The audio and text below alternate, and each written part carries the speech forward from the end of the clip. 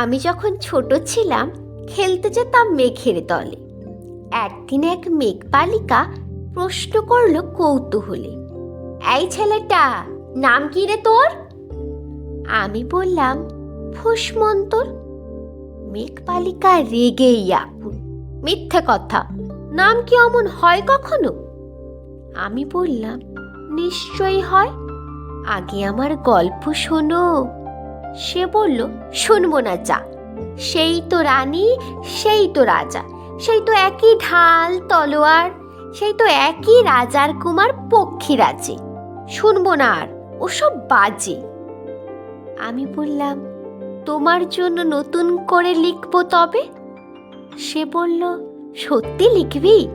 বেশ, তাহলে মস্ত করে লিখতে হবে, মনে থাকবে, লিখেই কিন্তু আমায় দিবি। আমি বললাম, তোমার জন্য লিখতে পারি এক পৃথিবী।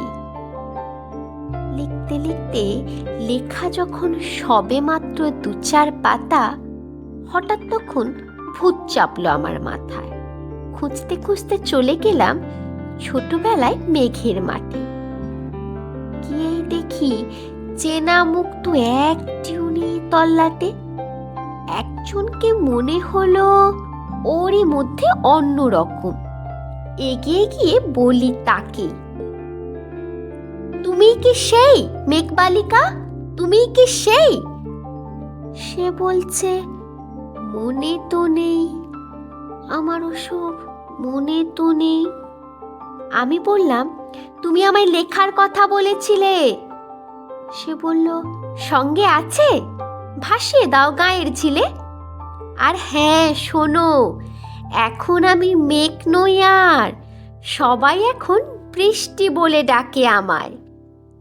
বলেই হঠাৎ এক পশলায় চুল থেকে নখ আমায় পুরো ভিজিয়ে দিয়ে অন্য অন্য বৃষ্টি বাদল সঙ্গে নিয়ে মিলিয়ে গেল খরস্রোতায়, মিলিয়ে গেল দূরে কোথাও, দূরে দূরে, বৃষ্টি বলে ডাকে আমায়, বৃষ্টি বলে ডাকে আমায়, আপন মনে বলতে বলতে। আমি কেবল বসে রইলাম ভিজে একসা কাপড় জামায়, গাছের তলায় বসে রইলাম। বৃষ্টি নাকি মেঘের জন্য? এমন সময় অন্য একটি বৃষ্টি আমায় চিনতে পেরে বলল, তাতে মন খারাপের কি হয়েছে? যাও, ফিরে যাও, লেখো আবার। এখন পুরো বর্ষা চলছে, তাই আমরা সবাই এখন নানান দেশে ভীষণ ব্যস্ত।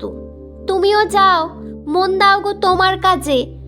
বর্ষা থেকে ফিরে আমরা নিজেই যাব তোমার কাছে।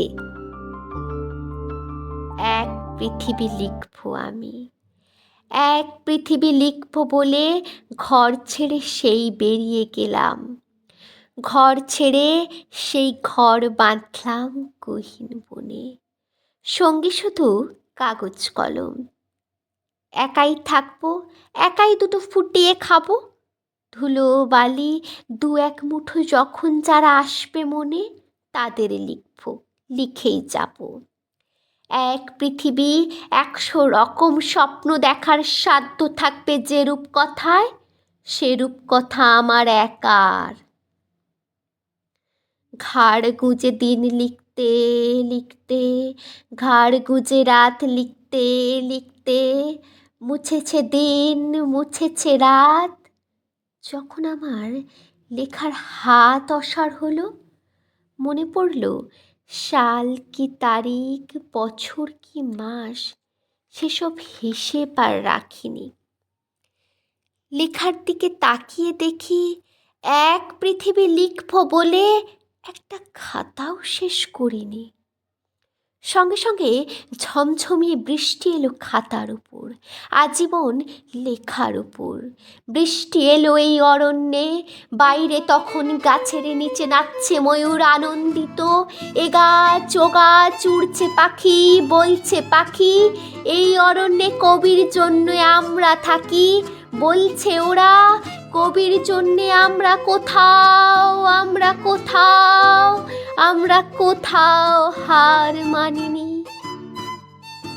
কবি তখন কুটির থেকে তাকিয়ে আছে অনেক দূরে, বনের পরে, মাঠের পরে, নদীর পরে, সেই যেখানে সারা জীবন বৃষ্টি পড়ে, সেই যেখানে কেউ যায়নি, কেউ যায় না কোনো দিনই।